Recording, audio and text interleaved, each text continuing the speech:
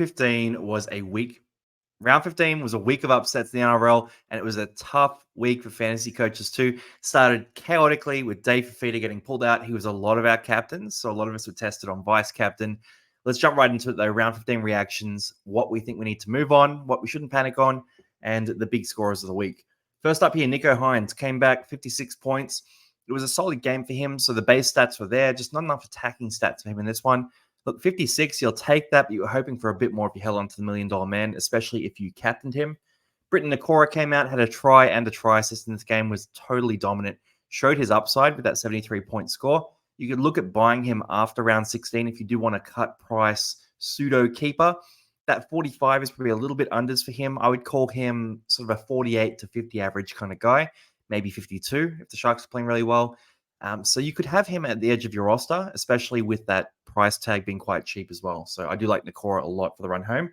Herbie Farmworth, my boy, I've been on him for a while now, and I know a lot of you guys have jumped on too.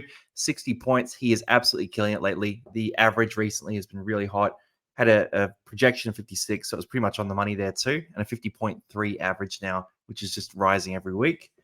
Down the list here, Brayley, 54 points plus, scored a try and scored 53. You expect more with the try, but I'll take the 53 points regardless. He's good for round 16 as well. Kale Iro, 47 points. He is rock solid. So it doesn't get the big attacking stats that some other guys at Cronulla do, but his base is fantastic every week. So we love Kale Iro. 46 point from Ewan Aitken. Solid. That's probably at the lower end of what he's been scoring so far this year. So you'll take that without being super stoked about it, but it's a good score regardless. Down the list here, Lemuelu, 80 minutes again. That's pretty effective. 44 points. Isaiah Katoa, 38 points. Not too exciting. Down the list here, not many are owned here. Cam McInnes, he's probably not going to be in the Origin side for game 2 or 3. So 29 points there. He's getting a bit cheaper. Could be an option we look at for the run home. But the minutes are a bit dicey a lot of the time. Talakai is a pod we're all looking at. I didn't hop on. Most people didn't, but a few of you guys risked it. He played 80 minutes in this game, but just didn't get the plays to score the big points, unfortunately. So if you've got Talakai, that's bad luck. And then Atkinson obviously not playing in this game as well. We'll roll through to the next game here because that was a pretty exciting one. We got the Cowboys and the Raiders. And the theme of this one was a couple of the big names for the Cowboys, especially the Origin players, really turned up and put on a show here. So Ruben Cotter, 65 points. Rock solid. If you held on to him, you're enjoying a big score there. Jordan Rapana, a lot of us had him early in the year, got 60 points here. Halem Lukey, 59 points, rewarded the faith there. Val Holmes, 57. Whitehead, 56. Ethan Strange with 54 points. So we look at this stat line. He had the try assist. He had 7 tackle brass, 20 tackles, 94 meters run. This is sort of at the higher end of what he can do, but look, it's a great score for him and he plays next week as well. So if you held on to him, you're loving that. Drinkwater and Robson both 53 points. Smithies, 52 points in 52 minutes, which is great PPM, not great minutes. Tarpanay, 50 points, good minutes for him as well. And then down the list here, is there anyone that we are super excited about? McHaley, 21 points in 18 minutes is not inspiring. I'd be selling him pretty soon. And Finafuyaki, the run is done. 12 points in 25 minutes is fine as far as PPM, but his role is much reduced now. He's just not going to get the minutes in his Cowboys side. All right, next game here, we've got South Sydney and the Broncos, and Payne Haas came back and reminded us who he is. He's been off the radar for a while now, and he's a hard one to buy during the Origin period. It's very tough to make that move, but for Payne Haas, 81 points in this game. Look, he's 28% owned, according to this, but a lot of those coaches are ones who got him earlier in the year and have held on. I would say amongst the top coaches, there aren't too many who have Payne Haas right now, so if you want a pod and you want to get one after round 16, when he's off for Origin, obviously, Payne Haas could be an option you look at. He's at a pretty cheap price compared to where he has been previously as well, so I do like that a lot. Dean Mariner, 2 tries there, 70 points. Damien Cook turned up big. A lot of coaches looking at Damien Cook. We were talking about him in the podcast as well. For Damien Cook, 69 points is great. The stat line was really good here too. So he had the try, the line break, 41 tackles. He had some run meters as well. And most importantly, Mama Zealous didn't play many minutes in this game at all. So it looks like Damien Cook is taking back over this hooker spot. Paddy Carrigan, 61 points. Bit of whispers going around that he was going to be out this week. And he came out and said, nah, I'm here. And I'm putting up a big number. Latrell Mitchell, 61 points of the try as well. Kalomatangi, 51. Down the list here, we've got Karapani. He keeps turning up when he gets a run. 44 points as well. Down the list further, there's no one super exciting to look at. Jack Whiten, 31 points, no attacking stats. That's kind of to be expected for him, right? That's a typical stat line. You need the attacking stats for him to pop off, so I don't mind that 31 as a base. Cody Walker, 26, a lot quieter this week. He's had some big ones recently as well. And then, yeah, look, Mama Zealous, you can see the 3 minutes there. So he really wasn't a big part of this game, which bodes well for Damien Cook. Right, rolling through here. Next up, we've got the Tigers and the Titans. Tigers stole the upset here, had a roster that people were critiquing quite a bit leading into this game, but they showed up. Itoka Manu was the head of that, so 81 points for him in fantasy. Obviously, Alex Twal was out of this game. You had Bateman, Papali'i both out of this game. Clemmer out of this game as well. Itoka Manu was basically the only traditional starting forward for the Tigers who was in this roster. Even Coruscant moving to half meant that the forward pack was completely unrecognizable. He rocked up 31 tackles, 7 tackle breaks, 3 offloads, and 200 meters run. It was a pure base stat 80-point game, so that was epic from him. Keanu Keeney as well. He jumped in 85 points, had the 3 line breaks. I think he had about 10 tackle breaks, 323 meters, I think it was as well. So he was just running rampant through this game, and he's had 2 80-plus games in the last 3 weeks, which I don't know if you wanted a real pod. I don't think the job security is great with Brimson back, but the scoring has been fantastic recently. So there's a lot of upside there. Mo Fodawaker showed us what he can do. He's been really quiet this year, but 74 points is rock solid from him. Jojo Fafita turned up. Campbell, 61 points. That's a big score from him as well. So you'll love to see it. If you got on that pod, you are cheering. Seyfarth started off the bench here, still cranked out 54 points. So again, rock solid if you had him and played him. You enjoyed that. Down the list here, Coruscant, 44 in the halves. You got Cleese Haas, 43 points, bigger minutes. Let's see, Samuel Afinu, 39 points. Had the try assist, which helped that quite a bit. Dream Buller, 35 points. Aaron Clark started, but only got 31 points, which is not quite what you would be hoping for if you had him. And then down the bottom of the list, Fayatape sort of keeps struggling with those fantasy scores. So he's got 17 points there. And yeah, Chris Randall, actually, that's a pretty surprising one, 16 points in 32 minutes. A lot of people were considering him quite a while back, but I don't think too many actually jumped onto Randall. So that score won't hurt too many coaches. All right, Warriors and the Storm up next. And this was a pretty interesting game. Bit of a high-scoring matchup. Storm ran away with this one, but the Warriors were in this game as well. Mitch Barnett, his form run continues. He had a big score last week too. 68 points here with the try. 7 tackle breaks. He was on fire. Jerome Hughes, 58 points. He had the 4 try assists, but not really too many attacking stats outside of that. So I think that was a pretty regular game from him. Probably a little bit of upside there with the try assist, but normally the running game is a bit more dominant for Jerome Hughes. Suafe Longo grabbed the 2 tries. He got 57 fantasy points. We got Fanua Blake with 51. Look, the 62 minutes is fine. The 51 points it's fine as well. You need the tries and the big attacking plays for Fanua Blake to really turn up in fantasy. So keep an eye on that. Eli Katoa grabbed the try and a try assist. Only 50 fantasy points. He had the 7 missed tackles, which is the tough part of that. Really bumped his score down, but otherwise a pretty exciting game from him. Down the list here, Tohu Harris played off the bench, so not a great score from him. Wade Egan, 80 minutes, 34 points. He's getting cheap. Kind of got an eye on him, but not really. Sean Bloor, 32 points, not inspiring. No offloads, 1 tackle break, 62 meters run. It's tough for him without Cam Munster, so we can look at selling him potentially after round 16 because he plays round 16. Keep him for that, and then you can have a look at making that move afterwards. Sean Johnson, 30 points, not an inspiring return to form for him. He's come back from injury, so give it time. I guess he can really turn it up, but he's going to get a bit cheaper as well and could be an option we look at for the run home as well. Harry Grant, you got 29 points here. This is going to update to about 40 points, I believe, but again, not a great score from Harry Grant. He's been struggling during the origin period, really. So he's got a few plays here, 31 tackles, 7 missed tackles, 2 errors. That's tough, and only 28 run meters as well. So quite a game from him, but I'm eyeing him off. Round 20, Harry Grant will be primed for a bye.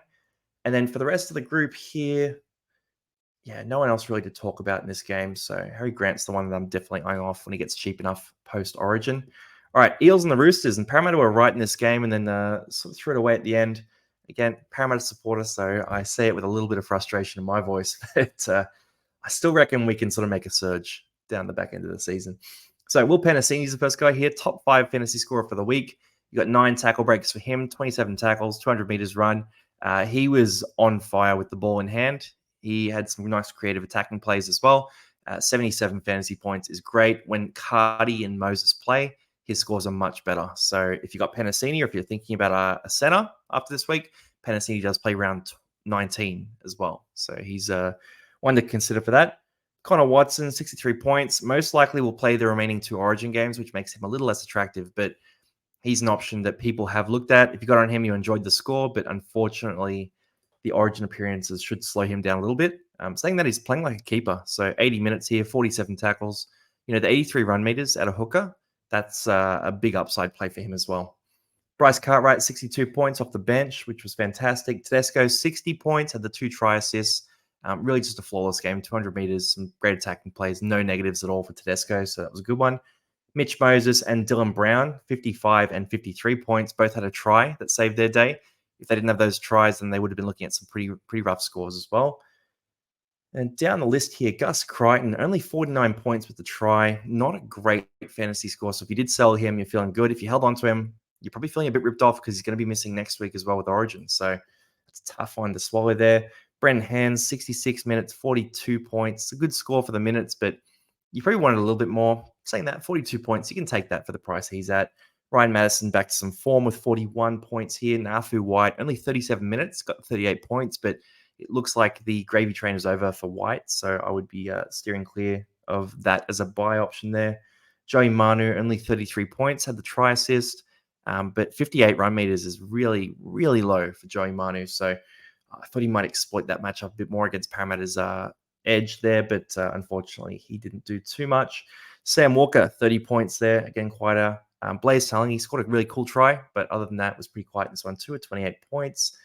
And then down the list here, no one else really to talk about. I mean, Sean Russell, 10 points. Joey Lussick, if you still have him, 4 points is to be expected in 14 minutes, if I'm being honest. But that's a quiet one. You better be selling him pretty soon.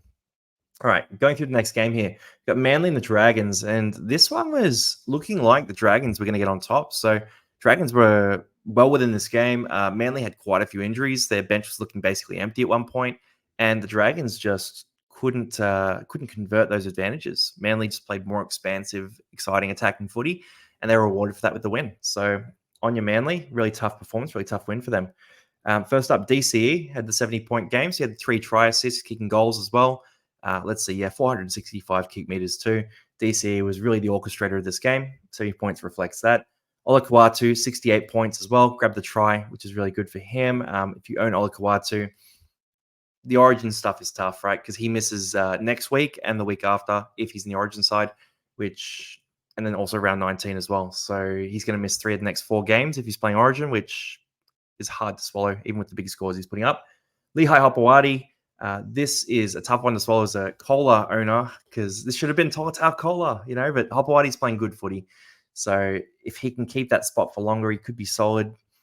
It's tough because obviously Tommy Turbo is coming back around round 19. So there's really not enough time for Hopewadi to cement that spot. He doesn't look like a guy who's going to play much in the outside backs. So I would steer clear of this one. Just enjoy the big scores. If he's available in the draft league, you could look at buying him there. Jaden Sewer, 52 points. Lomax grabbed a try, decent score. Little, another try and decent score.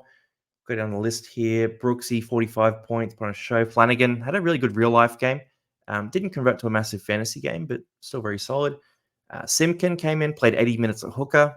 He's an option you can really look at here as well. 42 points. That's absolutely solid. And then we got Sloan, Saab. Luciano. Not a great score for the big minutes. If we get down the list here, Kohler grabbed the 22-point game. You got to hold him for one more week. You got to have him for round 16, then sell him after that. Is basically how I'm seeing this. Not a great performance from him. DeBellin, 45 minutes, 18 points, disaster. So for me, I had DeBellin as my vice captain with Dave Fafita as captain. I just had it left like that from the previous week. It was reckless and negligent from me. I was out for dinner on Thursday and it just slipped my mind. So I copped a terrible, terrible captain score, which I'm pretty salty about. Dropped down to about rank 350 right now. So that one hurt me a lot. And then down the list here, Ruben Garrett copped that HIA. So he passed a HIA, then came back and then copped another one and only got 3 points. He'll most likely miss next week as well. So if you have Ruben Garrett, you're going to face a couple of weeks without him in your team. You could look at selling him, but also he is a borderline keeper. It's up to you. We'll have a look at this more deeply this week, but it's a really tough one to swallow because you needed him for next week. That was the big one. And you copped a really low score this week as well. So my condolences to Ruben Garrick owners. All right, Another game here. Knights and the Panthers last game. Knights were looking like they could put on a show here. Though it was about 20-18. Penrith were up. The Knights were storming home, and Penrith put the nail in the coffin and won this game. So, yeah, Penrith keep marching on. Newcastle, I was rooting for them as underdogs. I got to be honest. I love a little underdog story. And the Knights are a team who, since losing Kalen Ponga, they've really been putting on some pretty brave performances. So I do root for them. But first up here, Brian Toe, 66 points. Grab the try. He's in great form right now. Plays Origin, so you can't really buy him right now, but he's a stud. Dylan Edwards was going quietly for a while there, but burned up with that 62 points. Grab the try. 9 tackle breaks. Classic for him. Isaiah Yeo, 80 minutes, 60 points. Enough said. Isaiah Yeo just keeps on turning up. That's why he's in 22% of fantasy sides. Jerome Luai, grabbed the try, 60 points. He's been on an absolute tear over the last couple of months. We did talk about him as a buy option. He made Origin, which made me think, oh, look, lucky I didn't get on him. But the scores have been so good that I'm almost regretting it anyway. Like, I would have been happy to have him, even outside of just the Origin rounds. So he's been killing it. Dylan Lucas playing some great footy in real life. Ran a really nice line to score a try in this game and cut around Dylan Edwards. 56 points is fine with a try, but his real life form has been fantastic as well. Then Hastings, Sharp. Yes, a Sharp 55 points. Grabbed that try early. He was on about 37 points after about 20 minutes. He scored about 18 points in the last 60 minutes, which was a bit slower, but he's going to be one of those guys who scores in big chunk plays. So I would say Fletcher Sharp, this was a great game for him. Then going down the list, Schneider. We love Gagai. He's killing it as well. Let's see. Fisher Harris been playing good footy recently. Nearly had that try as well. Sorensen, 42 points with a try. A lot of people are on Sorensen. Not been inspiring in terms of his scoring, but the price is okay. In the middle and edge dual position is pretty nice. Greg Marzu, 8 tackle breaks, 39 points. That's what he can do. Jaden Braley got benched in this game. Still played 40 minutes, scored 39 points. So it was a really good PPM game from Jaden Braley. But if he's going to be playing 40 minutes a week, it's tough to hold on to him. I've held on to him this week just because I think eventually he'll bounce back into that role. He seems to be a leader at the Knights, but Phoenix Crossland is cramming his way into more and more of those minutes. So I'm a bit concerned. I'll keep an eye on that for round 17 is my plan. But if you can move him on this week and it benefits your team, go ahead and do it. Don't let this stop you. All right, down to the bottom of the list here. Let's see. Isaac Tungo is getting cheaper and cheaper. He'll be down to about 450K, maybe 445K after this week. So he is getting very cheap. He'll have the buy in round 16. He's a guy who at some point when Cleary comes back in particular, it's maybe a round 20 option, I'll be grabbing him on my team and putting him on the edge of my roster. And if he starts playing good footy, he can become a starter again. But that's how I see Isaac Tungo. When Cleary comes back, he will come back too. And down the bottom of the list here, yeah, no one crazy to talk about here. So that is our recap around 15. Hopefully it wasn't too bad for you. We will be going through buys, holds, sells, crunch time, all that sort of stuff this week. So make sure to keep an eye out for that. And we'll try and nail round 16 because the big thing for round 16 is trying to have those 13 players in starting spots. They have to be in the starting side, so you have to have the right positions as well. But that's going to be the big thing for round 16. So hopefully we can get you there. Good luck this week, everyone, and you have a good one.